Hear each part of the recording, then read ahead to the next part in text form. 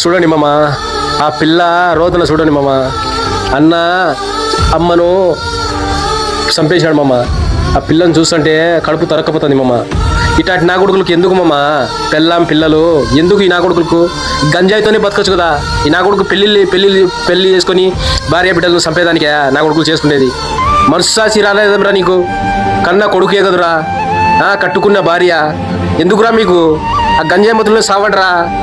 ఇట్లాంటి నా కొడుకులకు బతికినేకూడదు. ఈ గవర్నమెంట్ నాశనం నడి రోడ్డు మీద ఉరి తీసి 10 వాళ్ళ బూర్సను కానీ పూసకూడదు. అట్ట చేయాలి నా కొడుకులకు. అప్పుడు కానీ తెలివి రాదు మామ. పాపం ఆ పిల్లని చూస్తుంటే గుండెల్లో బాధలేస్తుంది మామ.